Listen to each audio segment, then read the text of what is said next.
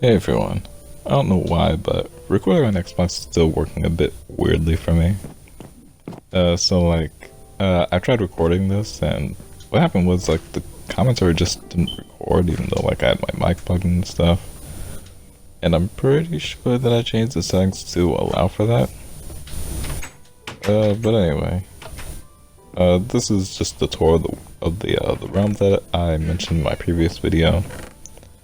So here you can see that I'm showing off my house and going onto the roof where I show where I have my tree and the little artificial pond where I'm going to put some tropical fish later. And then I think I'd jump off onto storage, the community storage. So you can see I had some farms up there. And then the community storage is actually sorted by color. And so you'll see on the wall in a bit, I have some pieces of wool alongside a piece of gold that someone put there. Supposedly the first duped block on the round. There's the wool where I have just like the names of the different sections, and you can sort of see like the hints of color, like on top and like behind the cobblestone walls. So you can easily see what each section color is if you're looking for it, but otherwise you wouldn't exactly notice it. And then I have that sign on the chest there because the book explains basically everything about, using the storage properly just to make it more desirable for everyone, including what that chest right there was for, which is just for like extra stuff and stuff that you don't know where to put it. So, eventually we can like make more sections for that stuff for like overflow storage or whatever. But, they didn't read it apparently. And so they didn't know. This right here is a sugarcane farm, so I just show how it works a bit and then turn it back off because we really don't need more sugarcane. We're like overstocked on that. Apparently since I've lost our vending villager. As you can see though, I captured a couple of villagers, so should be able to eventually get another mending villager once I cure those two. And then hopefully they start breeding. And so I have this artificial river here. So I'm just gonna be sailing down it. Now there used to be an exposed ravine, which I actually sort of go over. You see like a little hole at the bottom of the river right about here. That's part of the ravine that used to just like be exposed on the surface. Someone ended up covering it up when I actually wanted to make a bridge over it.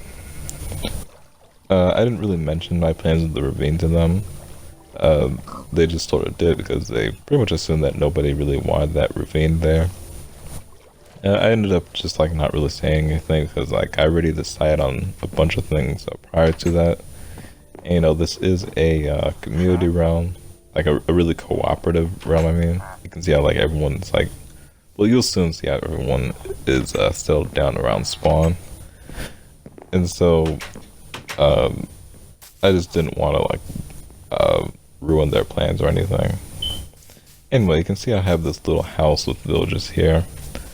The main purpose of the house is actually just for the skeleton farm that's below the surface, but I figured that wasn't worth sharing. And so then I have this larger bridge over a natural part of the river. And that leads it back over to the village. So the first house here, I don't know whose house it is, but it really doesn't suit the whole medieval theme we have. And then this next house right here is, I think, 2D SAO. I think I'll see it on the mailbox. Yeah, 2D SAO. That's the mending villager's house, which apparently has the missing mending villager. And then that tall tower right there, I don't know whose that is, nor do I know who that big wooden block belongs to. But this house right here is the realm owner's house, which is Voyager Eli. I have not been in the house because I've never asked to go into the house, so I just look through the window every now and then. Because there's nothing saying I can't look through the window. And then there's a sheep and cow farm. And then I go back behind my house, house of storage, and then there's Unlucky Gamer's house. I forgot to show Imwood's house, which was the house that you might have noticed with the Pillager banner. He's the guy who ended up covering up the ravine. And this is like a project resource deposit, so like for any like major community project, people can like put resources down in there to contribute.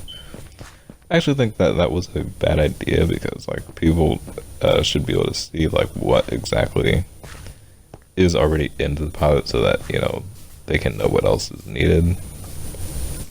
But, you know, I'll just see how it goes. I don't think like anyone has tried to use it yet, but, you know, we'll see.